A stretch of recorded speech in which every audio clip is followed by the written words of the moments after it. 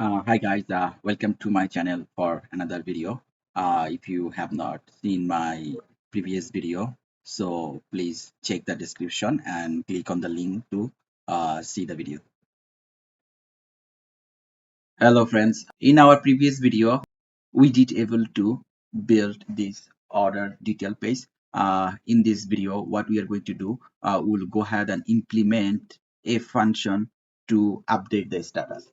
Currently, we do not have a function to update the status of an order, but I will go ahead and implement it here. So let's go back to our Visual Studio.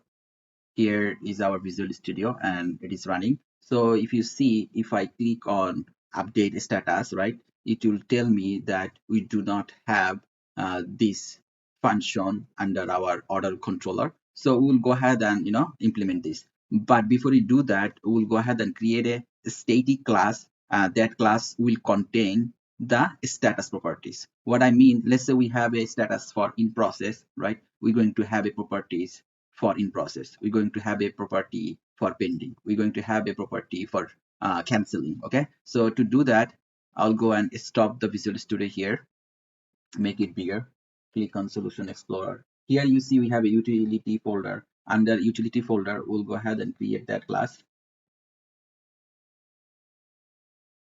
update order status. Okay, click on add,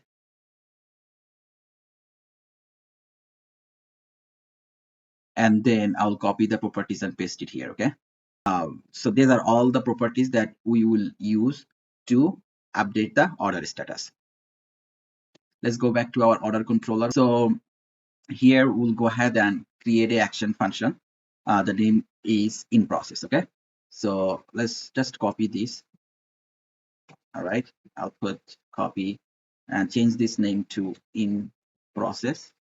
Okay, so I don't need to have a order ID because we can load the order using our order details view model object. Okay, so let's remove this two line here, remove this also. So type here order to update. Okay, equal to, let's put order header.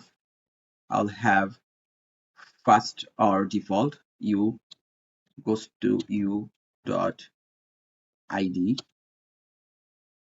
equal. So we know we have a order details view model, order details view model dot order header dot id. So this is where we are going it, because we bind this property on the top over here, right? You can see, and then if I go to my order detail page, right, we are keeping input uh, field over here as hidden, you can see. So when we are passing to our view, right, so our view knows that our order header id is this. Okay, and then we can get it from here to our controller. So now we have the order over here, right? So as we know, if the order to update not equal to null, then we'll go ahead and update it. Okay, so order to update dot, we need to update the order status equal to. So we can call our class that we just created. I think we created this class update order status. So I'll click on update order status dot. So we need to change status to pending. Okay, so now we're going to have a in process status. Okay, it was pending status, so now we are changing to in process, and then we'll go ahead and update the database underscore db dot to orders to update. Okay, and then we'll do the same changes over here. So once save completed, right? So what we're going to do, we'll go ahead and redirect to our order detail page. So remove this line here, type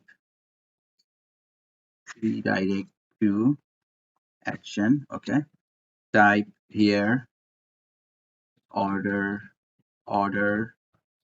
details, and then we also need to pass the order ID. So to do that, you type here new, which is order ID equal to order details view model dot order header dot id.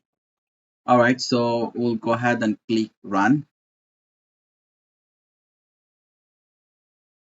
So I logged in here using my admin account. Okay.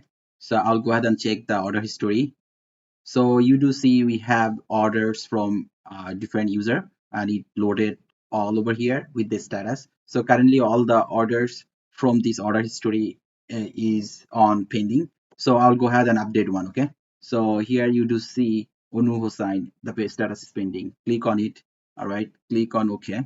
Uh, and then what I'm going to do here, you can see we have pending for this order. So now we're going to update it to in process. So once I click on it, right, you do see it call this function over here. And then from here, it will load our order from our order header table, right? And here we load it and then update our database with the order status in process, and which we already created over here. You can see the order status in process is means in process. Okay. So now we will go ahead and click on continue.